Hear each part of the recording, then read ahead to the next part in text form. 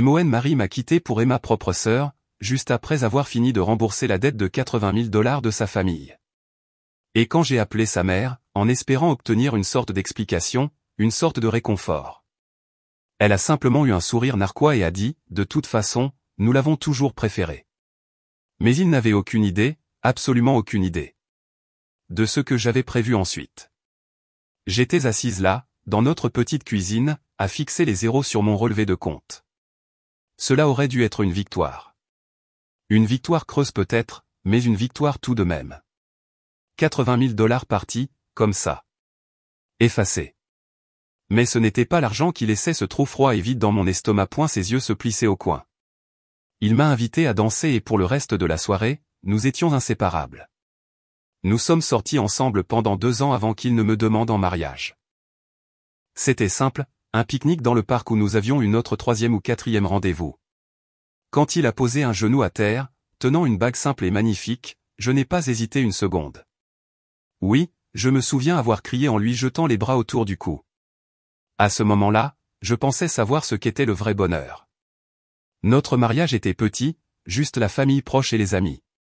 La famille de Walter semblait assez accueillante, bien qu'un peu réservée. Sa mère, Lorraine, m'a serré dans ses bras, mais c'était raide. Répétez. Elle a murmuré, bienvenue dans la famille, ma chère.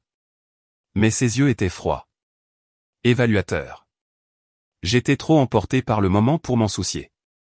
J'étais prête à commencer notre vie. Les 5 premières années de notre mariage ont été un bonheur, ou du moins c'est ce que je me disais. Nous étions amoureux, pleins de rêves. Walter avait un travail décent dans la vente, et j'adorais mon travail d'enseignante en école primaire. Nous n'étions pas riches, loin de là, mais nous étions à l'aise. Nous avions une petite maison dans un quartier calme.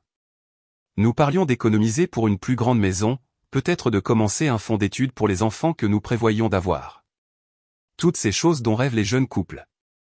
Mais sous la surface, les fissures commençaient à se former. Je refusais simplement de les voir. Le salaire de Walter n'augmentait pas aussi vite qu'il l'espérait, et le coût de la vie augmentait. Nous avons commencé à nous disputer davantage à propos de l'argent, de notre avenir. De petites disputes, du genre que l'on qualifie de stress conjugal normal. Nous devons juste être plus prudents, Brenda, disait-il. Et j'étais d'accord, découpant des coupons et sautant mon déjeuner hebdomadaire avec les autres professeurs. Je croyais que nous pouvions surmonter n'importe quelle tempête ensemble. Puis les nuits tardives ont commencé.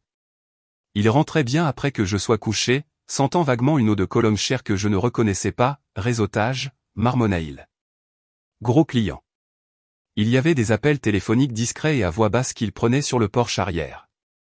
Si je demandais qui c'était, il faisait un geste dédaigneux de la main. Juste des trucs de boulot. Ça ne t'intéresserait pas, sa mère, Lorraine, n'arrangeait jamais les choses. Elle venait dîner et faisait des petites remarques, toujours avec un sourire pincé. Oh, Brenda, tu as encore fait la tour de ta mère. C'est si pittoresque. Où elle regardait notre modeste salon et disait, c'est confortable. Mais Walter est destiné à de plus grandes choses, tu sais? Elle me faisait toujours sentir petite, comme si je le retenais. Ma propre sœur, Heather, était une autre histoire. Elle avait 5 ans de moins que moi, l'enfant terrible face à ma nature calme et stable. Elle était belle, pleine de vie et un peu imprudente. Elle entrait et sortait de nos vies, toujours avec un nouveau petit ami ou une nouvelle histoire folle. Elle et Walter s'entendaient très bien. Ils plaisantaient et se taquinaient, une énergie partagée entre eux que je mettais simplement sur le compte du fait qu'ils étaient tous les deux plus extravertis que moi. Tu as tellement de chance, Bren, disait-elle en me serrant dans ses bras. Walter est un type super. Tu en as déniché un bon. Je pensais qu'elle était heureuse pour moi. Je pensais qu'elle était mon plus grand soutien. Quelle idiote j'étais. La nuit où tout a vraiment changé. C'était un mardi. Je m'en souviens parce que j'avais fait des tacos, le plat préféré de Walter. J'ai attendu et attendu, mais il n'est pas rentré. La nourriture a refroidi sur la cuisinière. Finalement, vers 22 heures, il est entré. Sa cravate était desserrée, son visage était pâle, et il avait un regard hanté. J'ai su avant même qu'il n'ouvre la bouche que quelque chose n'allait vraiment pas, Brenda, a-t-il dit, sa voix à peine un murmure. Il faut qu'on parle. Mon cœur s'est mis à battre contre mes côtes. Nous nous sommes assis à la table de la cuisine, celle que nous avions achetée dans un vide-grenier quand nous nous sommes mariés. Il ne me regardait pas. Il fixait juste ses mains. Il a expliqué que sa famille, ses parents, étaient dans de graves, très graves difficultés financières. Il a brossé un tableau dramatique d'années de mauvais investissements faits par son père, de dépenses somptuaires de sa mère pour maintenir les apparences dans leur cercle social. Il a dit qu'ils faisaient face à la faillite, à de possibles ennuis judiciaires, à la perte de leur maison, à tout. Combien, ai-je demandé, ma voix tremblante. Je redoutais la réponse. Walter a finalement levé les yeux et son regard était suppliant, rempli de larmes. 80 000 $. Bren, si nous pouvons les aider à effacer cette dette, ils pourront éviter la faillite. Ils pourront repartir à zéro. S'il te plaît. J'ai eu l'impression que tout l'air avait été aspiré de la pièce. 80 000 $. C'était plus que la totalité de mon compte de retraite. C'était la compte pour notre future maison, le fonds d'études que nous n'avions même pas commencé, notre filet de sécurité. C'était tout ce que nous avions et tout ce que nous espérions avoir. Une petite partie prudente de mon cerveau a murmuré, ça ne sent pas bon. Mais je l'ai repoussé. J'ai regardé l'homme que j'aimais, l'homme avec qui j'avais construit une vie, et tout ce que je voyais, c'était sa douleur. Je l'aimais, et malgré leur attitude froide envers moi, je considérais sa famille comme la mienne. Alors, j'ai pris la décision qui allait complètement changer le cours de ma vie. Une décision que je regretterai de chaque fibre de mon être. D'accord, ai-je dit, tendant la main sur la table et prenant la sienne. Nous le ferons. Nous les aiderons. Le soulagement qui a envahi son visage était si profond que j'ai eu l'impression d'avoir fait le bon choix. Il m'a serré la main et m'a promis, je te revaudrai ça, Brenda. Je te jure. Tu nous sauves. Tu sauves ma famille. Les mois suivants ont été un tourbillon de manœuvres financières et de travail acharné et constant. La première chose qui a disparu a été mon plan 401K. Je me souviens d'être assise dans le bureau du conseiller financier, le stylo lourd dans ma main alors que je signais les papiers pour le liquider, subissant une pénalité énorme. C'était une grande partie. Ensuite, nous avons vidé notre compte d'épargne commun. Ce n'était toujours pas assez. Je possédais une petite décapotable classique, une Mustang 68 que mon père m'avait laissée. C'était mon seul bien précieux, mon lien avec lui après son décès. Elle reposait dans le garage sous une bâche, une belle pièce de mon passé. Walter savait à quel point elle comptait pour moi. Un soir, il est venu me voir, le visage masqué par la honte. Brenda, je sais que c'est beaucoup demandé, mais la voiture. Je ne l'ai même pas laissé finir. J'ai juste hoché la tête, une boule se formant dans ma gorge.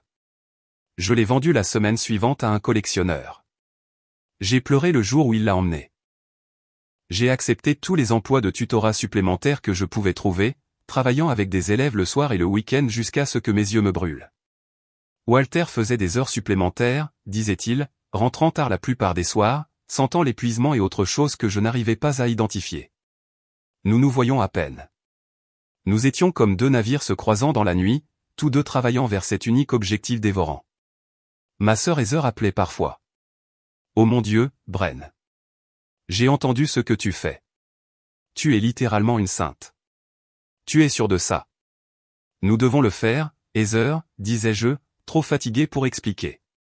C'est la famille. Eh bien, tu es une meilleure femme que moi, riait-elle. Si la famille de mon petit ami faisait faillite, je prendrais mes jambes à mon cou. Mais toi, tu es autre chose.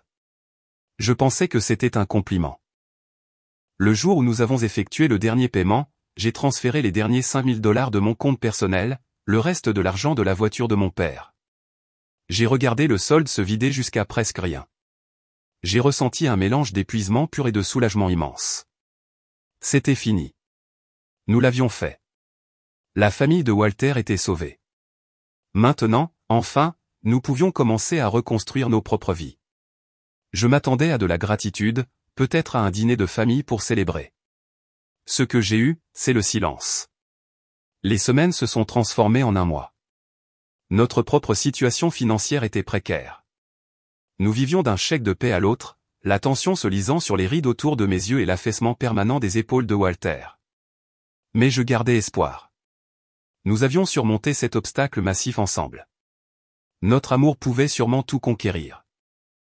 Quand j'ai mentionné le silence de sa famille, Walter a juste balayé ça d'un revers de main. Ce sont des gens fiers, Brenda. C'est difficile pour eux d'accepter de l'aide. Donne-leur du temps. Alors, je leur ai donné du temps. Puis est venu le jour qui a brisé mon monde entier en 1 million de petits morceaux. C'était un samedi après-midi. J'étais dans la cuisine, essayant de trouver comment étirer $20 de course en une semaine de repas. Walter est entré. Il y avait quelque chose de différent chez lui. Une froideur dans ses yeux que je n'avais jamais vue auparavant. Il se tenait là, appuyé contre le cadre de la porte, sans aider, juste en me regardant. « Brenda » a-t-il dit, sa voix dénuée de toute émotion. « Il faut qu'on parle. » Ces mots redoutés qui ne précèdent jamais rien de bon. « Je pars » a-t-il continué comme s'il discutait de la météo. « Je ne peux plus faire ça. Le stress financier, la responsabilité, c'est trop. J'ai besoin d'un nouveau départ. J'ai besoin d'être avec quelqu'un qui me fait sentir vivante. » Je suis resté là, figé, le sac de pommes de terre glissant de ma main et tombant lourdement sur le sol. Je ne pouvais pas comprendre ce que j'entendais. « Quoi ? De quoi tu parles ? » ai-je balbutié. « Nous avons fait ça ensemble. Nous avons tout sacrifié pour ta famille. Nous pouvons surmonter ça. » Walter a juste secoué la tête. Un regard de pitié sur son visage qui m'a retourné l'estomac. « Il n'y a plus de nous, Brenda. Je suis désolé, mais c'est comme ça que ça doit être. » Dans un état second, je l'ai regardé entrer dans la chambre et faire un seul sac. Mon esprit tournait à toute vitesse, essayant de donner un sens à tout ça. Ça ne pouvait pas être réel. Après tout ce que nous avions traversé. Comment pouvait-il simplement s'en aller? Il n'avait même pas la décence d'avoir l'air triste. Il avait l'air soulagé. Alors qu'il se dirigeait vers la porte d'entrée, une pensée m'a frappé. « Attends » ai-je dit, ma voix tremblante. « Et ta famille? La dette, les $80 000 que nous avons remboursés. » Il s'est arrêté, la main sur la poignée de porte. Pendant un instant, juste une lueur, j'ai cru voir quelque chose dans ses yeux. De la culpabilité, du regret? Mais c'était parti aussi vite que c'était apparu. « Ils iront bien » a-t-il dit sèchement. « Tu devrais en parler à Heather. Elle peut t'expliquer. » Et comme ça, il était parti. La mention du nom de ma sœur était si aléatoire, si déplacée qu'elle a à peine fait tilt au début. Mon esprit était un brouillard de douleur et de confusion. Je ne sais pas combien de temps je suis resté là à fixer la porte fermée. Des minutes, des heures. Finalement, j'ai titubé jusqu'au téléphone. Mon premier instinct a été d'appeler ma sœur. J'avais besoin de ma petite sœur. J'avais besoin qu'elle me dise que tout irait bien. J'ai composé son numéro. Ça a sonné une fois, puis s'est allé directement à la messagerie vocale. Étrange. J'ai réessayé. Messagerie vocale. Un œuf froid d'angoisse a commencé à se former dans mon estomac. Je suis monté dans ma voiture, mes mains tremblant si fort que je pouvais à peine saisir le volant, et j'ai conduit les 15 minutes jusqu'à son appartement. J'ai utilisé le double des clés qu'elle m'avait données il y a des années, celle sur mon porte-clés avec le petit charme de tournesol. Heather, ai-je appelé, ma voix rauque. L'appartement était silencieux. Puis je les ai vus. Sur son comptoir de cuisine, à côté d'une bouteille de vin à moitié vide, se trouvaient les clés de voiture de Walter, et sur le fauteuil du salon, la veste en cuir usé qu'il portait toujours. Mon sang s'est glacé. Non, ça ne pouvait pas être. J'ai marché, engourdi, jusqu'à sa chambre, et c'était là. Appuyé sur son oreiller, il y avait une photo encadrée. C'était une photo d'elle et Walter riant sur une plage quelque part. Ils avaient l'air si heureux.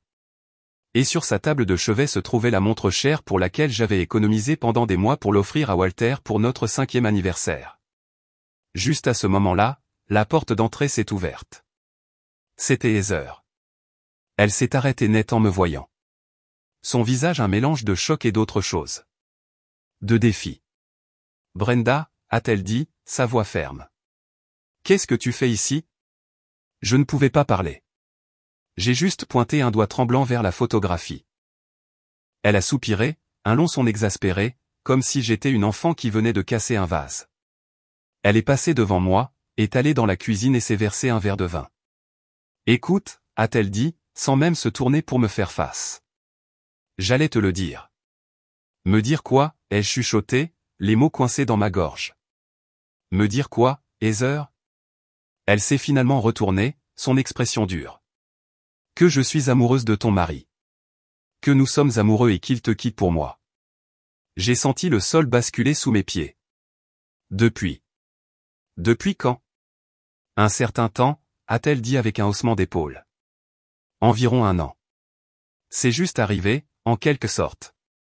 Tu es toujours si occupée, si sage, si ennuyeuse. Walter mérite de s'amuser un peu, de vraiment vivre. Je le fais se sentir vivant. Les mots qu'il avait utilisés. Elle me fait me sentir vivant. Ce n'était pas juste une phrase de rupture. C'était leur phrase. L'argent, ai-je soufflé. La dernière pièce horrible du puzzle s'emboîtant. Les 80 000 $. Cette fois, elle a souri. C'était un sourire narquois, cruel et triomphant que je n'avais jamais vu sur son visage auparavant. Oh, ça. Eh bien, on ne pouvait pas vraiment commencer notre nouvelle vie ensemble avec la dette de sa famille pesant sur nos têtes, n'est-ce pas? Considère ça comme ton cadeau de mariage pour nous, sœurette. Un cadeau très, très généreux. Je ne me souviens pas d'être rentré chez moi. Je pense que mon corps est passé en pilote automatique. La chose suivante que je sus, c'est que je me tenais dans ma maison silencieuse. La maison qui n'était plus la nôtre, juste la mienne. La trahison de mon mari était un couteau dans le cœur. La trahison de ma propre sœur, c'était un poison qui s'infiltrait jusqu'à mon âme. Mais il y avait encore une personne, une pièce de plus à ce cauchemar. J'ai décroché le téléphone et avec des doigts engourdis, j'ai composé le numéro de ma belle-mère, Lorraine. Une partie de moi, une petite partie stupide, espérait encore qu'il y avait une erreur. Peut-être qu'elle ne savait pas. Peut-être qu'elle pouvait arranger ça. Elle a répondu à la 3e sonnerie. Allô. Sa voix était froide, distante. Lorraine, ai-je dit, luttant pour que ma voix ne se brise pas, c'est Brenda. Walter. Walter vient de partir. Il est avec. Il est avec Heather. Il y eut une pause, puis je l'ai entendu, un petit rire bas et doux qui m'a fait frissonner. Oh, Brenda, a dit Lorraine, sa voix dégoulinant de condescendance. Pauvre petite fille naïve. Pensais-tu vraiment que cet argent t'achèterait une place dans notre famille? Je ne pouvais plus respirer. Nous avons toujours su que Heather était la bonne pour Walter, a-t-elle continué, sa voix gagnant une confiance suffisante. Elle a du cran. Elle a de la classe. Elle comprend notre monde. Toi. Tu n'as toujours été qu'une petite chose douce et simple. Une bonne bête de somme pour nous sortir d'un mauvais pas. Et je dois dire que tu as magnifiquement bien rempli ton rôle. Le téléphone a glissé de mes doigts, tombant bruyamment sur le sol. Ces mots résonnaient dans ma tête, chaque répétition tordant le couteau un peu plus profondément. Une bonne bête de somme. De toute façon, nous l'avons toujours préférée. Une bonne bête de somme. Alors que tout le poids de la conspiration s'abattait sur moi, quelque chose en moi s'est brisé. La douleur, l'humiliation, la pure cruauté calculée de tout cela, tout a commencé à se cristalliser en autre chose. Quelque chose de plus dur, de plus froid. Je suis allé à la salle de bain et je me suis regardé dans le miroir. La femme qui me fixait était une étrangère. Ses yeux étaient cerclés de rouge et creux, son visage pâle de choc. Mais en la regardant, j'ai vu une lueur dans ses yeux. Une petite étincelle dans l'obscurité. Ce n'était pas de la tristesse. C'était de la rage. Une rage pure, sans phare. Il m'avait utilisé. Mon mari, ma sœur, sa famille.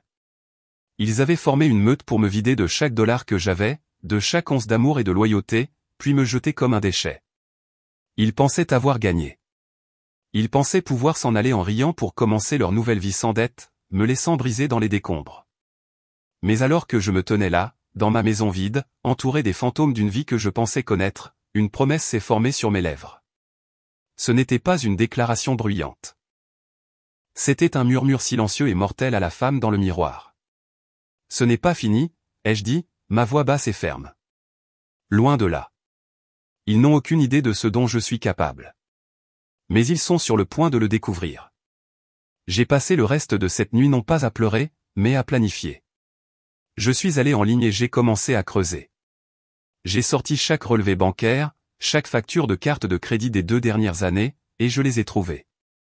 Les petites choses que j'avais négligées. Les dîners coûteux pour 2 sur la carte de crédit de Walter les soirs où il était censé travailler tard. Le débit pour un bracelet d'une bijouterie une semaine avant l'anniversaire de Heather.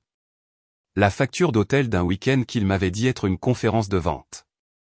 Tout était là. J'avais juste été trop confiante pour le voir. Ils pensaient que j'étais une simple et douce maîtresse d'école. Ils avaient raison. Je l'étais. Mais ils avaient oublié une chose à propos des enseignants. Nous sommes patients. Nous sommes méthodiques. Et nous savons comment faire nos recherches. Les jours suivants furent une frénésie d'action méthodique. Le chagrin était toujours là. Une lourde cape que je ne pouvais enlever. Mais la rage était le feu qui me faisait avancer. D'abord, les choses pratiques. J'ai annulé nos cartes de crédit communes. J'ai changé les serrures de la maison. J'ai rassemblé tous les documents financiers que j'ai pu trouver et je les ai mis dans une boîte à archives verrouillée. Puis j'ai appelé un avocat. La nouvelle était exactement ce à quoi je m'attendais et exactement ce sur quoi ils avaient compté. L'argent que je leur avais donné, les 80 000 $, était légalement considéré comme un don. Parce que j'avais volontairement transféré les fonds sans accord de prêt signé, je n'avais aucun recours légal pour le récupérer. Je suis désolé, Madame Miller, a dit l'avocat gentiment. Mon conseil serait de finaliser le divorce, de limiter vos pertes et de passer à autre chose. Passer à autre chose. Comme si c'était si simple. Comme si je pouvais simplement oublier les années de ma vie que j'avais gâchées, l'avenir qui m'avait été volé. Passer à autre chose n'était pas une option. Mais aller de l'avant, ça, je pouvais le faire. Je savais que Brenda Miller, l'enseignante au cœur brisé, ne pouvait pas gagner ce combat. Elle était trop douce, trop confiante. Ils avaient bâti tout leur plan sur sa faiblesse. Alors, j'ai décidé que Brenda Miller devait mourir. Et de ses cendres, quelqu'un de nouveau devait naître. J'ai commencé par un appel à un vieil ami d'université, Spencer.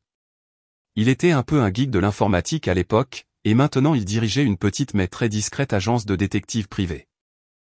Je l'ai rencontré pour un café dans un restaurant à mi-chemin à travers l'État, loin de quiconque pourrait me reconnaître. Spencer, ai-je dit après que nous ayons échangé des politesses. J'ai besoin de ton aide. C'est une affaire sensible. Je lui ai donné une version édulcorée de l'histoire. Je lui ai dit que mon mari m'avait quitté dans des circonstances financières suspectes et que je craignais que sa famille ne soit impliquée dans quelque chose d'illégal. J'ai omis la partie sur ma sœur. C'était encore trop vif, trop humiliant à dire à voix haute. Spencer a écouté attentivement, le front plissé. C'est du sérieux, Brenda. S'il y a de la fraude, ça peut devenir compliqué. Tu es sûr de vouloir ouvrir cette boîte de Pandore ? J'ai croisé son regard, mes propres yeux durs. Je suis déjà dans la boîte de Pandore, Spencer. Je veux juste savoir à quel genre de verre j'ai affaire. Il a hoché la tête lentement. D'accord, donne-moi tout ce que tu as. Relevé bancaire, nom, date. Je vais commencer à creuser, mais sois prudente. Si ces gens sont aussi impitoyables que tu le penses, ils n'aimeront pas qu'on vienne fouiner. Pendant que Spencer commençait son enquête, j'ai entamé ma propre transformation. J'ai pris une partie du peu d'argent qu'il me restait, le fonds d'urgence que j'avais gardé séparé de Walter et dont il ne connaissait heureusement pas l'existence, et je l'ai investi, non pas en actions ou en obligations, mais en moi-même. D'abord, j'ai changé mon apparence. J'ai conduit jusqu'à un salon de coiffure dans une ville voisine et j'ai dit au coiffeur de couper mes longs cheveux bruns, les cheveux que Walter avait toujours dit qu'il aimait. J'ai regardé dans le miroir les années de mon ancien moi tomber sur le sol. Je suis sorti avec un carré élégant et net, à la hauteur du menton, teint d'une nuance sophistiquée d'auburn. Ensuite, j'ai acheté une nouvelle garde-robe. J'ai jeté les vêtements d'enseignante raisonnables, les cardigans et les chaussures plates confortables. J'ai acheté des tailleurs pantalons, des chemisiers en soie et une paire de talons au diablement chers qui me faisaient paraître 5 cm plus grande. C'étaient des vêtements qui criaient le pouvoir et la confiance même quand je ne les ressentais pas. J'ai commencé à m'appeler Beverly. Beverly Thorne. Ça sonnait fort, élégant et un peu dangereux. J'ai pratiqué une nouvelle façon de parler, une nouvelle façon de me tenir. Beverly ne se tenait pas voûtée. Beverly établissait un contact visuel direct. Beverly ne s'excusait pas de prendre de la place. Mais le plus grand changement se produisait à l'intérieur. Chaque soir après mes séances de tutorat, je ne regardais pas la télé ni ne lisais de romans. J'étudiais. J'ai lu des livres sur l'investissement, la finance et le droit des sociétés. J'ai appris les sociétés écrans, les niches fiscales et les comptes offshore. Le monde que Walter et sa famille habitaient, le monde de l'argent et du pouvoir, n'était plus un mystère pour moi. J'apprenais leur langue et j'ai découvert à ma propre surprise que j'avais un don pour ça. J'ai commencé à faire quelques petits investissements prudents en ligne. Un peu ici, un peu là, et j'ai commencé à gagner. Mon petit pécule a commencé à grossir, lentement mais sûrement. L'ironie ne m'a pas échappé. Les compétences mêmes que j'utilisais pour reconstruire ma fortune étaient les mêmes qu'ils avaient utilisées pour me détruire. Mais contrairement à eux, je n'étais pas motivé par la cupidité.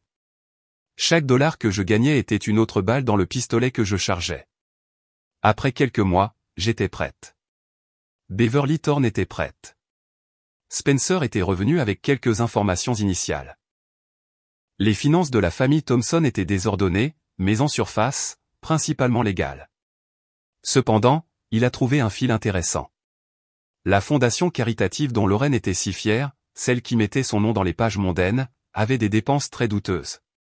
D'importants frais de consultation payés à des entreprises qui ne semblaient exister que sur le papier. C'était un début. Ma nouvelle personnalité, Beverly, a commencé à faire des apparitions. J'ai rejoint les mêmes organisations caritatives dont Lorraine faisait partie. J'ai acheté un billet pour un gala de charité auquel je savais qu'elle, Walter et Heather assisteraient. Il était temps pour ma création de faire face à ses créateurs. Le soir du gala, mon cœur battait si fort que je pouvais le sentir dans ma gorge. C'était la première fois que je les verrais tous ensemble depuis ce jour horrible. Je suis entré dans la salle de bal opulente, la tête haute. La robe en soie rouge que je portais était une armure. Je les ai repérés près du centre de la pièce. Lorraine tenait salon, riant avec un groupe de femmes. Walter se tenait à côté d'elle, beau dans son smoking. Et accroché à son bras, scintillant dans une robe qui coûtait plus que mon hypothèque mensuelle, se trouvait ma sœur Heather. Elle avait l'air follement heureuse. Une bouffée de haine pure m'a parcouru la nuque. J'ai pris une profonde inspiration et je me suis rappelé, tu es Beverly, pas Brenda. Je me suis dirigé vers le bar, j'ai commandé une coupe de champagne et je me suis positionné de manière à être dans leur champ de vision. C'est Heather qui m'a vu la première. Ses yeux se sont écarquillés, une lueur de confusion sur son visage. Elle m'a reconnu, mais sans me reconnaître. Elle a tiré sur le bras de Walter et a murmuré quelque chose. Il s'est retourné et sa mâchoire est tombée. Pendant un instant, il a eu l'air d'avoir vu un fantôme. J'ai souri, un sourire froid et détaché, et je me suis dirigé vers eux. Walter, Heather. Mon Dieu, ça fait un bail, ai-je dit, ma voix douce et exercée. Ce n'était pas ma voix. C'était celle de Beverly. Ils étaient sans voix. Je me suis tourné vers Lorraine, tendant une main parfaitement manucurée. Et vous devez être Lorraine Thompson. J'ai tant entendu parler de votre travail avec la fondation Beverly Thorne. Je suis nouvelle dans la région. Je viens d'installer ma société d'investissement ici. Lorraine, toujours la mondaine, s'est reprise la première. Elle m'a serré la main, ses yeux allant de moi à Walter, essayant de reconstituer le puzzle. Miss Thorne, un plaisir. Je ne crois pas que nous nous soyons rencontrés. Oh, je pense que vous connaissez ma famille, ai-je dit légèrement, tournant mon regard vers ma sœur. Je suis la sœur aînée de Brenda. La couleur a quitté le visage de Heather. Walter avait l'air sur le point d'être malade. Brenda ? A balbutié Heather. Quoi ? Qu'est-ce qui t'est arrivé ? Tu es différente. Le divorce change une personne, tu ne trouves pas ? Ai-je dit, prenant une lente gorgée de mon champagne. Mes yeux ont rencontré ceux de Walter par-dessus le bord du verre. Ça vous force à réévaluer vos actifs et vos passifs. J'ai laissé mon regard dériver de manière significative vers Heather. Je ne suis pas resté longtemps. Je n'en avais pas besoin. Je pouvais voir la panique dans leurs yeux. Le monde soigneusement construit qu'ils avaient bâti était soudainement sur un terrain instable. Avant de partir, j'ai trouvé Heather seule près des toilettes. C'est un joli bracelet, ai-je dit, en désignant le bijou à son poignet. Je le connaissais bien. C'était celui que Walter avait débité sur notre compte joint, celui qu'il m'avait dit être un cadeau d'entreprise pour la femme d'un client. Il a bon goût. Mais fais attention, chère sœur. Les hommes qui achètent de jolies choses pour une femme alors qu'ils sont mariés à une autre, eh bien, les vieilles habitudes ont la vie dure. Je me suis éloigné, la laissant là, la main figée sur le bracelet, un air d'horreur naissante sur son visage. La première graine du doute avait été plantée, et je ne faisais que commencer. La rencontre au gala n'était qu'un avant-goût. C'était exaltant de voir la peur dans leurs yeux, mais je savais que les piques personnelles ne suffiraient pas. Pour vraiment les faire payer, je devais démanteler le fondement même de leur pouvoir, leur argent et leur réputation. Je me suis replongé dans mes recherches, alimenté par cette petite victoire. J'ai continué mes études nocturnes, mais maintenant j'avais un objectif. Je n'apprenais plus seulement la finance en général. J'apprenais leurs finances. J'ai recoupé chaque information que Spencer me donnait avec les archives publiques, les vieux articles de journaux et les dépôts d'entreprises. Je construisais une carte de leur empire financier, cherchant les points faibles. C'est lors d'une de ces plongées profondes, vers 2 heures du matin, avec une cafetière de café rassis à mes côtés, que je l'ai trouvé. Spencer m'avait signalé un nom, Arthur Thomson, le grand-oncle de Walter. Il était décédé il y a environ 5 ans. La cause officielle du décès était une chute accidentelle dans les escaliers de sa maison de campagne isolée. C'était un homme riche, un peu excentrique, qui était brouillé avec la famille depuis des années. Selon son testament, toute sa succession, un héritage considérable, était légué à un lointain cousin dont personne n'avait jamais entendu parler. Cela semblait assez simple, mais quelque chose dans la chronologie me dérangeait. La mort d'Arthur coïncidait presque parfaitement avec le début de l'embellie financière de la famille Thomson. Avant sa mort, ils avaient des difficultés. Après sa mort, ils ont soudainement eu le capital pour lancer de nouvelles entreprises et la fondation caritative de Lorraine a été créée. J'ai demandé à Spencer de creuser plus profondément sur Arthur, spécifiquement sur ce lointain cousin. Une semaine plus tard, il m'a appelé. Sa voix était basse, sérieuse. « Brenda, tu ne vas pas croire ça. Le cousin qui a tout hérité, il n'existe pas. Le nom, le numéro de sécurité sociale, tout est fabriqué. L'argent de la succession d'Arthur a été déplacé à travers une série de sociétés écrans et a fini sur un compte offshore. Un compte contrôlé par le père de Walter. Mon sang s'est glacé. Ce n'était plus seulement de la supercherie financière. C'était un héritage de plusieurs millions de dollars qui avait été volé. Et c'est arrivé juste après une mort accidentelle bien pratique. Je n'avais pas de preuve de meurtre. Pas encore. Mais l'odeur en était accablante. C'était l'arme dont j'avais besoin. C'était gros. C'était sale. Et c'était indéniable. Maintenant, j'avais besoin de quelqu'un pour tirer.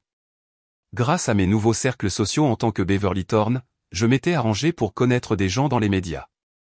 Un nom se démarquait, Karine Jeff. C'était une journaliste d'investigation tenace et pragmatique pour un grand journal de la ville, connue pour faire tomber des gens puissants. Elle avait la réputation d'être incorruptible. J'ai organisé une rencontre avec elle en utilisant le nom de Beverly. Nous nous sommes rencontrés dans le bar discret d'un hôtel. Miss Thorne, a-t-elle dit, allant droit au but.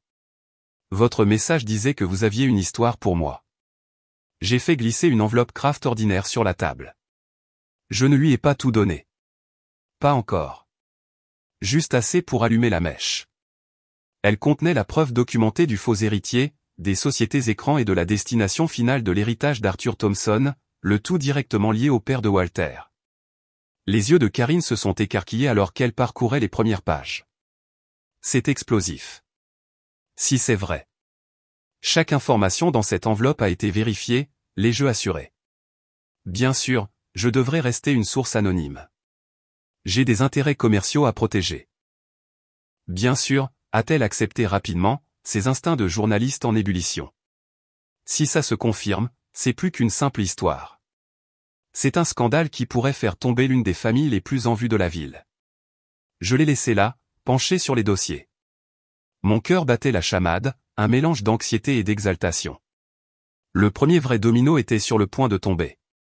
L'article a éclaté un mardi matin, étalé sur la première page du journal avec un titre énorme. Une famille éminente impliquée dans une fraude à l'héritage de plusieurs millions de dollars. L'article ne mentionnait pas le meurtre. Pas encore. Karine était trop intelligente pour ça. Mais il exposait la piste financière avec des détails accablants. Il soulevait des questions sur le timing opportun et l'héritier mystérieux. C'était un chef-d'œuvre d'insinuation. J'ai regardé depuis mon appartement l'histoire se propager comme une traînée de poudre. À midi, c'était sur toutes les chaînes d'information. Le soir, le bureau du procureur de district avait publiquement annoncé l'ouverture d'une enquête officielle sur les finances de la famille Thompson. L'image soigneusement cultivée de la famille Thompson, l'image de la vieille fortune, de la philanthropie et de la respectabilité, commençait à s'effriter. Et j'étais celle qui tenait le marteau. Les retombées de l'article de Karine ont été immédiates et glorieuses à observer. Les Thompson étaient en mode panique totale. Ils ont engagé une puissante agence de relations publiques qui a publié un démenti furieux, qualifiant l'article d'attaque sans fondement par une source mécontente. Ils ont menacé de poursuivre le journal en justice. Mais il était trop tard. Le mal était fait. L'histoire était trop croustillante, les preuves trop convaincantes. Leur monde soigneusement construit était en feu, et j'étais assise à profiter de la chaleur. Les partenaires commerciaux ont commencé à prendre leur distance. Les invitations à des événements sociaux ont été discrètement annulées. Le nom Thompson, autrefois symbole d'influence, était maintenant toxique. Je savais que ce n'était qu'une question de temps avant que Walter ne comprenne. L'appel est arrivé un vendredi après-midi. C'était un numéro inconnu, mais je savais qui c'était. Je l'ai laissé sonner 3 fois avant de répondre, gardant ma voix froide et neutre. Allô. Ne joue pas à l'idiote avec moi, Brenda. La voix de Walter était tendue d'une rage que je n'avais pas entendue depuis le jour où il était parti. Ou devrais-je dire, Beverly. Je dois te l'accorder. Je ne pensais pas que tu en avais le cran. Je me suis permis un petit sourire froid. Je suis désolé. Qui est à l'appareil? Tu sais très bien qui c'est, a-t-il grogné. C'est toi qui as fait ça. Cet article, l'enquête. Ça porte ta signature partout. Comment as-tu fait? Qu'est-ce que tu veux? De l'argent? C'est de ça qu'il s'agit? Tu veux récupérer tes précieux 80 000 dollars? Oh, Walter, ai-je dit, ma voix dégoulinant d'une fausse sympathie. Tu ne comprends toujours pas, n'est-ce pas? Il n'a jamais été question d'argent. Il est question de justice. Il est question de conséquences. Toi, ta famille et ma sœur, vous pensiez pouvoir m'utiliser et me jeter comme un déchet. Vous êtes sur le point d'apprendre à quel point vous aviez tort. Il y eut une longue pause à l'autre bout du fil. Quand il a repris la parole, sa voix était plus basse, presque suppliante. Brenda, s'il te plaît. Quoi que tu penses faire, il n'est pas trop tard pour arrêter. On peut en parler. On peut. On peut arranger les choses. Pendant un instant fugace, j'ai senti une lueur de l'ancienne Brenda, la femme qui avait aimé cet homme, la femme qui aurait pu être touchée par cette supplique. Mais ensuite, je me suis souvenu de la froideur dans ses yeux alors qu'il sortait, de la cruauté dans le sourire narquois de ma sœur, du mépris suffisant dans la voix de sa mère. Non, Walter, ai-je dit fermement, ma voix comme de la glace. Il est bien trop tard pour ça. Vous avez tous fait votre choix il y a 1 an. Maintenant, il est temps de vivre avec. J'ai mis fin à l'appel avant qu'il ne puisse répondre. Mon cœur battait la chamade, mais c'était de l'excitation, pas de la peur. Le gant avait été jeté, mais il n'avait pas fini. Le lendemain, il s'est présenté sans prévenir à l'école où j'enseignais encore à temps partiel. Il m'a coincé dans le couloir alors que j'allais à ma voiture. Il avait l'air terrible. Son costume était froissé, ses yeux injectés de sang, et il sentait le whisky rassis.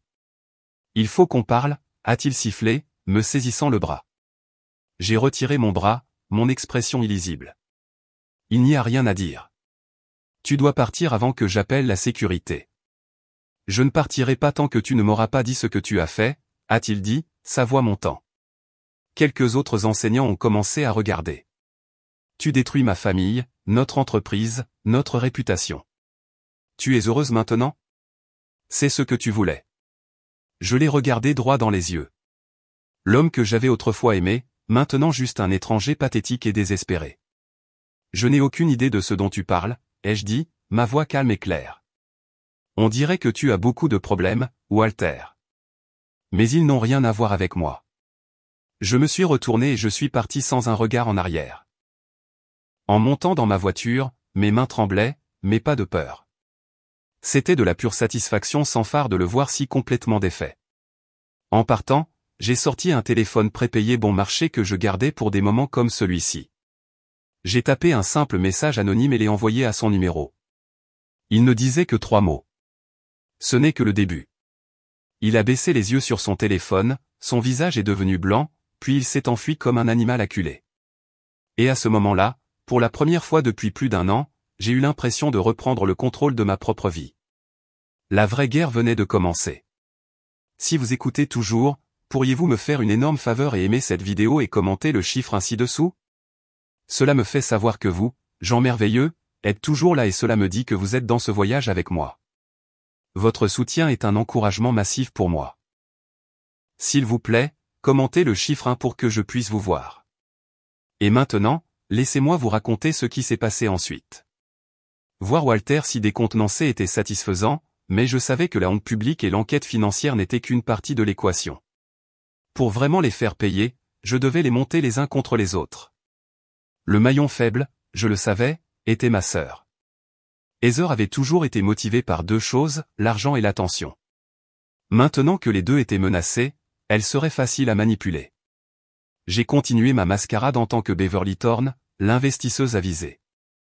J'ai accidentellement croisé Heather dans un salon de coiffure haut de gamme une semaine plus tard. Elle avait l'air stressée, son éclat habituel terni. « Heather, ma chérie », me suis-je exclamé, feignant la surprise. « Comment tiens-tu le coup avec tous ces désagréments dans les nouvelles ?» Elle a forcé un sourire pincé. « Nous allons bien. Ce ne sont que des mensonges, bien sûr. »« Bien sûr », ai-je dit, lui tapotant la main avec sympathie. « Mais tu dois être si inquiète. Une enquête financière comme celle-ci, ils peuvent geler les actifs. Tu sais, ils peuvent même examiner les finances des partenaires, même des fiancés. » J'ai laissé ce mot en suspens dans l'air. J'ai vu une lueur de peur authentique dans ses yeux. Il ne le ferait pas. Je n'ai rien à voir avec l'entreprise familiale. Vraiment? Ce joli nouvel appartement, la voiture, ces beaux vêtements. Tu vis de leur argent, n'est-ce pas? Pour un enquêteur, cela fait de toi une bénéficiaire de fonds potentiellement frauduleux. Ça pourrait devenir très compliqué pour toi. J'ai soupiré de façon dramatique. C'est dommage qu'une belle jeune femme comme toi soit entraînée dans tout ça. Walter devrait te protéger. J'avais planté la graine. Il était temps de l'arroser. Quelques jours plus tard, j'ai mis la phase suivante en mouvement. Spencer avait un contact, une jeune actrice en herbe qui était heureuse de gagner quelques centaines de dollars. Nous avons mis en scène une série de photographies. L'actrice a été vue en train d'avoir un déjeuner d'apparence très intime avec Walter dans un restaurant isolé, puis une autre d'eux riant alors qu'il montait dans sa voiture. C'était parfaitement innocent, mais ça avait l'air accablant. J'ai envoyé les photos à Heather depuis une adresse email anonyme. L'objet était simplement, j'ai pensé que tu devrais voir ça. Je connaissais le tempérament de Heather. Elle était possessive et jalouse. L'idée que Walter puisse chercher une porte de sortie, chercher un nouveau partenaire maintenant que l'argent était en péril, la rendrait folle. La dernière pièce de ce petit drame était un faux document juridique. J'ai demandé à un ami graphiste de créer une assignation à comparaître très officielle du bureau du procureur. C'était une convocation de témoins et en haut de la liste des témoins se trouvait le nom de Heather Miller. Je l'ai fait livrer à son appartement par un service de messagerie. C'était un bluff complet, mais elle ne le saurait pas. Tout ce qu'elle verrait, c'était son nom sur un document juridique la reliant à une enquête fédérale. L'effet a été exactement ce que j'espérais. Grâce à un contact de Spencer dans son nouvel immeuble, j'ai appris que les disputes hurlantes entre elle et Walter étaient devenues une occurrence nocturne. Elle l'accusait de la tromper. Elle l'accusait de l'entraîner dans les problèmes de sa famille. Lui, à son tour, l'a traitée de croqueuse de diamants qui n'était avec lui que pour l'argent. La romance parfaite qu'ils avaient construite sur les ruines de ma vie commençait à s'effondrer sous son propre poids. Heather paniquait. Je savais qu'elle n'avait pas l'estomac pour un vrai combat. Elle avait passé toute sa vie à fuir les responsabilités. Et je savais sans aucun doute que lorsque les choses deviendraient vraiment moches, elle fuirait à nouveau. Je devais juste m'assurer que les choses deviennent très, très moches. Pendant que Heather et Walter étaient occupés à se déchirer, j'ai tourné mon attention vers le cœur de leur empire, Thomson Industries. L'enquête les avait déjà blessés, mais ils étaient toujours solvables. Ils avaient encore du pouvoir. Il était temps de leur enlever ça. C'est là que mes mois d'études nocturnes ont porté leurs fruits. Je suivais l'action de leur entreprise depuis des mois. Je connaissais ses vulnérabilités. J'avais aussi, en tant que Beverly Thorne, cultivé des relations avec plusieurs investisseurs clés et analystes de marché. J'ai commencé discrètement. Je déjeunais avec un gestionnaire de fonds spéculatifs influent. Et dans mon rôle de perspicace Beverly Thorne, j'exprimais des inquiétudes au sujet de Thomson Industries. Avec l'enquête en cours, disais-je en faisant tourner le vin dans mon verre, je m'inquiète juste de leur stabilité. Il y a des rumeurs de nouvelles révélations à venir. Je conseille à mes clients de se retirer. Les rumeurs dans le monde de la finance peuvent être plus puissantes que les faits. Les chuchotements que j'ai lancés ont commencé à se répandre. L'action, déjà affaiblie, a commencé à baisser davantage. Puis j'ai exécuté l'attaque principale.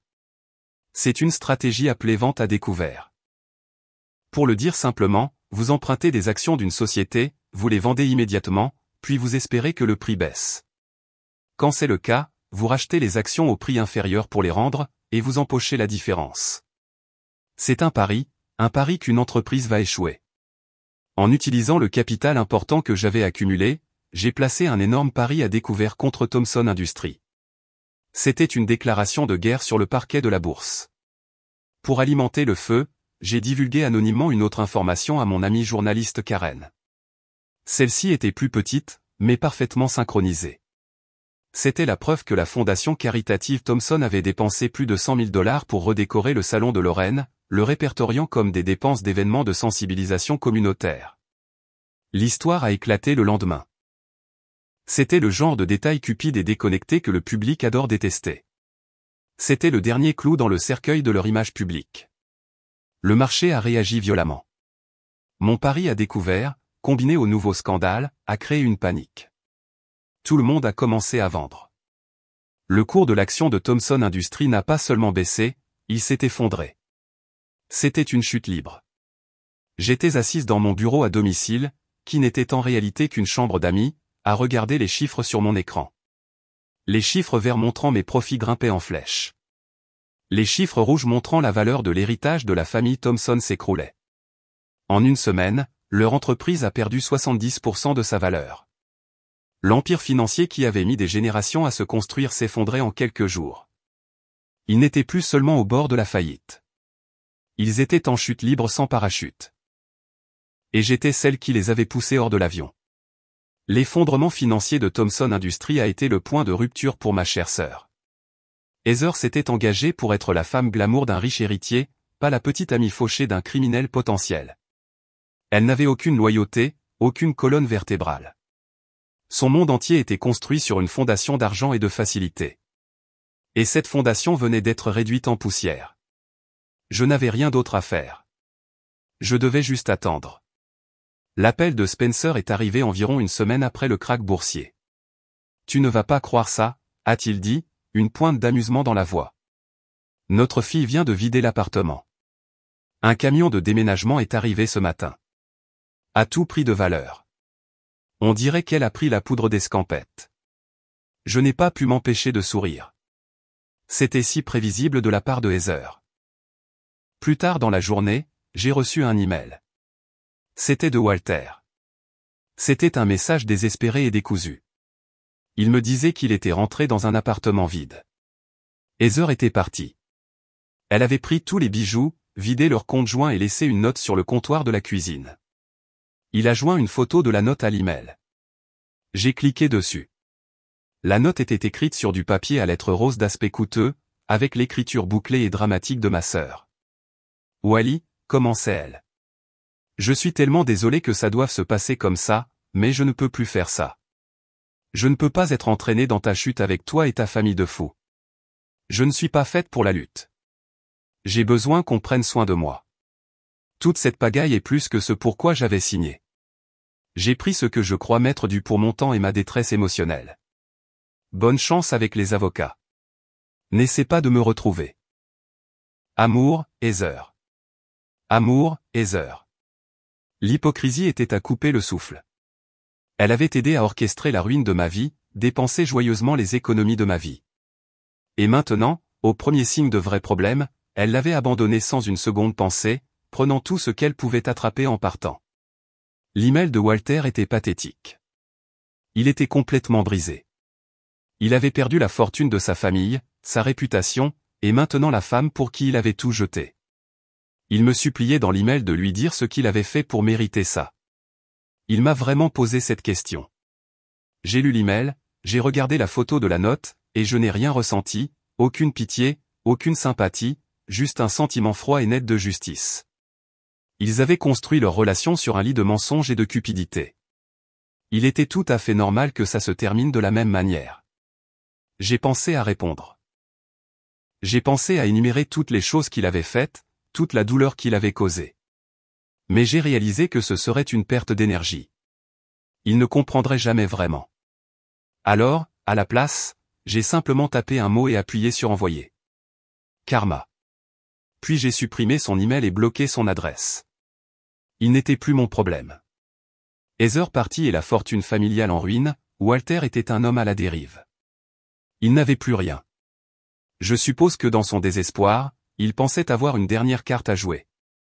Il pensait pouvoir faire appel à la femme qu'il avait épousée, la Brenda au cœur tendre et indulgent qu'il pensait connaître. Il s'est présenté chez moi quelques nuits plus tard. Je l'ai vu à travers le Judas, debout sur mon porche, ressemblant à un fantôme. Il était plus mince, son costume coûteux flottant sur lui. Il avait l'air d'avoir 10 ans de plus. J'ai failli ne pas ouvrir la porte, mais j'ai réalisé que j'en avais besoin. J'avais besoin de voir ça jusqu'au bout. J'ai ouvert, en laissant la chaîne de sécurité. « Qu'est-ce que tu veux, Walter ?» ai-je demandé, ma voix neutre. « Brenda, s'il te plaît » a-t-il étouffé, ses yeux rouges et gonflés. « S'il te plaît, laisse-moi juste te parler 5 minutes. » J'ai hésité, puis j'ai lentement détaché la chaîne. Il a trébuché à l'intérieur, regardant autour de la petite maison simple qu'il avait autrefois appelée chez lui comme si c'était un pays étranger. Il a commencé à parler, les mots sortant de lui dans un flot désespéré et pathétique. Il m'a dit que c'était l'idée de sa mère, que Lorraine lui avait murmuré à l'oreille pendant des années que je n'étais pas assez bien pour lui. Il a dit que Heather l'avait séduit, qu'elle lui avait fait sentir comme un homme nouveau. Il les a blâmés. Il a blâmé tout le monde sauf lui-même. C'était l'argent, Bren, a-t-il pleuré, de vraies larmes coulant sur son visage. Nous étions si désespérés. Mon père a fait de très mauvaises affaires. Nous allions tout perdre. Ma mère, elle a dit que tu étais la seule issue. Elle a dit que tu m'aimais assez pour faire n'importe quoi pour moi. Et elle avait raison. Il l'admettait. Il admettait toute la conspiration de sang-froid. Et Heather, ai-je demandé, ma voix dangereusement calme. Elle en faisait partie, a-t-il admis, sa voix baissant jusqu'à un murmure. Elle trouvait ça excitant. Un jeu. Elle ne m'a jamais aimé. Je le vois maintenant. Elle voulait juste l'argent. L'argent que tu nous as donné. Il s'est finalement agenouillé sur le sol de mon salon, le même sol que j'avais frotté à 4 pattes pendant des années. Il a attrapé ma main, la sienne tremblante. Je suis tellement désolé, Brenda, a-t-il sangloté. J'ai été un imbécile. J'ai été faible. J'ai jeté la seule bonne chose dans ma vie. S'il te plaît, je sais que tu es derrière tout ça. Je ne sais pas comment, mais je sais que c'est toi. S'il te plaît, fais que ça s'arrête. Je ferai n'importe quoi. Je te rembourserai. Chaque centime, je le jure. J'ai baissé les yeux sur l'homme à mes pieds. L'homme que j'avais autrefois promis d'aimer, d'honorer et de chérir. L'homme qui avait conspiré avec ma propre sœur pour me ruiner. Et j'ai cherché n'importe quel sentiment en moi. Une étincelle de l'ancien amour, une lueur de pitié, un soupçon de compassion. Mais il n'y avait rien, juste un vide vaste et froid là où mon amour pour lui se trouvait autrefois. J'ai retiré ma main de sa prise. « Lève-toi, Walter » ai-je dit, ma voix comme de l'acier. Il a levé les yeux vers moi, l'espoir vacillant dans ses yeux remplis de larmes. « Tes excuses ne me rendent pas les nuits blanches » ai-je dit calmement. « Elles ne me rendent pas la retraite que j'ai perdue ou la voiture que mon père m'a laissée. Elle n'efface pas le fait que toi et ma propre sœur m'avez regardé dans les yeux et m'avez menti chaque jour pendant que vous me saigniez à blanc. Tes excuses ne signifient rien. Je suis allé à la porte et je l'ai ouverte. Tu as raison sur une chose, ai-je dit alors qu'il se levait lentement, chancelant. Il est trop tard maintenant. Sors de ma maison. Il m'a regardé, sa bouche s'ouvrant et se fermant, mais aucun mot n'est sorti. Il est finalement sorti en titubant, un homme complètement brisé. Je l'ai regardé partir, et je n'ai pas ressenti de triomphe. Je n'ai pas ressenti de joie. J'ai ressenti un point final. J'ai fermé la porte, l'ai verrouillée, et pour la première fois, j'ai su avec une certitude absolue qu'il ne pourrait plus jamais me faire de mal. L'acte final du drame de la famille Thompson ne s'est pas joué dans une salle de conseil ou un salon chic. Il s'est joué dans un palais de justice stérile et impersonnel. L'aveu pathétique de Walter envers moi était inutile d'un point de vue juridique, mais cela n'avait pas d'importance. Les preuves que j'avais compilées, combinées à la piste que le journalisme de Karine avait découverte, étaient plus que suffisantes. Le barrage de leur secret s'était rompu, et maintenant le déluge emportait tout. Encouragés par le scandale public, d'anciens employés ont commencé à se manifester, parlant au bureau du procureur. Une comptable qui avait été licenciée des années auparavant pour avoir posé trop de questions s'est présentée avec des registres qu'elle avait secrètement copiés. Une ancienne assistante de direction a fourni des emails détaillant la conspiration pour cacher des actifs au fisc. L'enquête sur la mort d'Arthur Thompson a été rouverte. Bien qu'ils n'aient pas pu prouver le meurtre, ils ont trouvé suffisamment de preuves de négligence médicale et de documents falsifiés pour ajouter des accusations encore plus graves au dossier. Les arrestations ont eu lieu un froid mercredi matin. Je l'ai vu aux nouvelles, assise sur mon canapé en buvant une tasse de café. Ils ont montré des images d'agents du FBI conduisant le père de Walter hors de son manoir menotté. Puis ils ont montré Lorraine. Elle était toujours si parfaitement apprêtée, si posée. Mais à ce moment-là, alors que les agents la conduisaient à une voiture qui attendait, son masque de supériorité froide s'est finalement brisé. Elle ressemblait juste à une vieille femme effrayée. Enfin, ils ont montré Walter. Il avait l'air résigné, vaincu. Alors qu'on le mettait dans la voiture, il a levé les yeux, et pendant un instant, ses yeux ont semblé trouver l'objectif de la caméra. J'ai eu l'impression qu'il me regardait droit dans les yeux. Et dans ce regard, j'ai vu une dernière compréhension naissante de la personne avec qui il s'était mesuré. Les procès ont été rapides. Avec la montagne de preuves contre eux, ils n'ont eu d'autre choix que de plaider coupable. Walter et son père ont reçu de longues peines de prison pour fraude, complot et évasion fiscale. Lorraine, en raison de son âge et d'un avocat très cher, a obtenu une peine plus courte, mais elle était financièrement ruinée et socialement exilée. Sa réputation, la chose qu'elle appréciait par-dessus tout, avait disparu pour toujours. J'ai lu les nouvelles dans le journal, et j'ai ressenti un calme sentiment de satisfaction. Ce n'était pas la victoire explosive et triomphale que j'avais autrefois imaginée. C'était un sentiment calme et profond de justesse. La balance de la justice, qui avait été si horriblement déséquilibrée, avait finalement été rétablie. Le monde avait de nouveau un sens. Mon nom n'a jamais été publiquement lié à cette chute. Pour le monde, la chute de la famille Thompson était le résultat d'un bon journalisme et d'un travail de police diligent. Beverly Thorne, l'investisseuse avisée, s'est discrètement retirée de la scène financière, son travail accompli. Et Brenda Miller. Eh bien, Brenda Miller était enfin libre. La quête qui avait consumé ma vie au cours de la dernière année était terminée. Et pour la première fois, j'ai dû faire face à la question terrifiante, et maintenant ? Les procès terminés et les Thompson n'étant plus qu'un souvenir lointain et laid, la rage qui m'avait animé pendant si longtemps a finalement commencé à s'apaiser. Et à sa place, il y avait un calme étrange, un vide. Pendant plus d'un an, toute ma vie avait été définie par une seule mission, la vengeance. Maintenant qu'elle était accomplie, je me sentais un peu perdu. Le personnage de Beverly Thorne, la femme forte et impitoyable que j'avais créée, n'avait plus de but. Je devais redécouvrir qui était Brenda Miller. Je ne voulais pas être la femme naïve et confiante que j'étais avant. Mais je ne voulais pas non plus être la femme froide et calculatrice que j'étais devenue. Je devais trouver un juste milieu. J'ai commencé par prendre un congé de mon poste d'enseignante. J'avais besoin d'espace pour réfléchir. J'ai utilisé la somme considérable d'argent que j'avais gagnée grâce à ma vente à découvert, l'ironie ultime, m'enrichir de leur ruine, pour faire quelque chose de bien. L'idée m'est venue un après-midi alors que je lisais des histoires en ligne.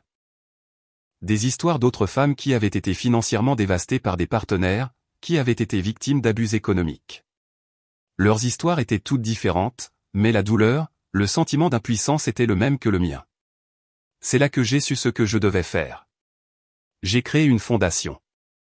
Je l'ai appelée la Fondation Phoenix, pour les femmes qui renaissent des cendres de la trahison financière. J'ai utilisé mes connaissances en finance et en droit et mes relations en tant que Beverly pour la mettre en place.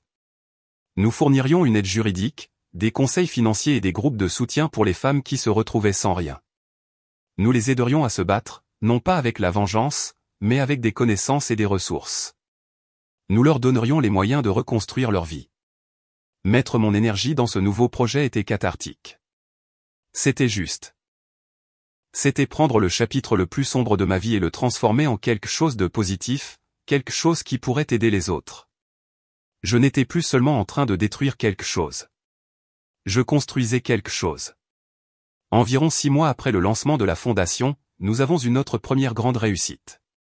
Nous avons aidé une mère célibataire de 3 enfants qui avait été dupée par son ex-mari pour qu'elle lui cède l'acte de propriété de leur maison. Nous lui avons trouvé un avocat pro bono et elle a récupéré sa maison. Le jour où elle m'a appelé en pleurant de gratitude, j'ai ressenti une joie plus profonde que toute la satisfaction que la vengeance m'avait jamais donnée. Pendant ce temps, j'ai reçu une lettre. Elle avait été transférée de mon ancienne adresse. L'écriture était reconnaissable entre toutes. C'était de Heather. Elle m'avait retrouvé. La lettre était longue et décousue, pleine d'apitoiement sur son sort. Elle écrivait à quel point sa vie était dure maintenant, comment elle travaillait à un petit boulot sans avenir dans une petite ville. Elle disait qu'elle était désolée, qu'elle avait été jeune et stupide et manipulée par Lorraine et Walter. Elle demandait si je pourrais un jour lui pardonner. J'ai lu la lettre une fois, puis je suis allé à la cuisine, je l'ai déchirée en petits morceaux et je l'ai jetée à la poubelle. Le pardon était un cadeau, et c'en était un qu'elle n'avait pas mérité. Elle n'était plus qu'un problème que je n'avais plus. J'ai recommencé à enseigner, juste à temps partiel. Les enfants m'avaient manqué, leur rire, leur vision simple et honnête du monde. Cela m'a ancré. Cela m'a rappelé la Brenda que j'étais. Celle qui croyait en la bonté. Cela fait 3 ans maintenant que Walter a quitté ma maison. Ma vie est calme, mais c'est un bon calme. C'est un calme paisible. La Fondation Phoenix est florissante. Nous avons aidé des centaines de femmes. Mon travail là-bas est la chose la plus enrichissante que j'ai jamais faite. Je n'ai pas cherché de nouvelles relations. Je n'étais pas prête, et peut-être que je ne le serai jamais. Mais j'ai renoué avec de vieux amis, ceux que j'avais repoussés pendant ma quête de vengeance. J'en ai fait de nouveaux. J'ai appris que ma propre compagnie était plus que suffisante. Mon bonheur ne dépendait plus de personne d'autre. Parfois, je pense à Beverly Thorne. Elle fait partie de moi maintenant, un rappel de la force que je ne savais pas que j'avais. Elle est l'acier dans ma colonne vertébrale. Mais elle ne dirige plus ma vie. Je suis Brenda. Pas la Brenda naïve du passé, mais une version plus forte, plus sage, une survivante. L'autre jour, je me promenais dans le parc près de chez moi. C'était une belle journée d'automne. Les feuilles prenaient des teintes brillantes de rouge et d'or. Un jeune couple pique-niquait sur une couverture, riant, ayant l'air si amoureux. Pendant un instant, une ombre de l'ancienne douleur m'a traversé. Mais ensuite, elle a disparu. Je n'ai ressenti ni envie ni tristesse. J'ai juste ressenti la paix. Je pensais que la vengeance serait la chose qui me guérirait. Je pensais que les voir tomber m'apporterait la paix. Mais j'avais tort. La vengeance n'était qu'un outil. C'était le feu dont j'avais besoin pour brûler mon ancienne vie et préparer le terrain pour quelque chose de nouveau. La vraie paix, la vraie victoire est venue après. Elle est venue de la reconstruction d'une vie à partir des cendres, une vie avec un but. Elle est venue en aidant d'autres femmes à trouver leur propre force. Ça, j'en suis venu à le réaliser, c'est la plus douce des vengeances. Merci d'avoir écouté mon histoire. Si vous avez traversé quelque chose de similaire ou si cette histoire a résonné en vous, n'hésitez pas à partager vos pensées dans les commentaires ci-dessous.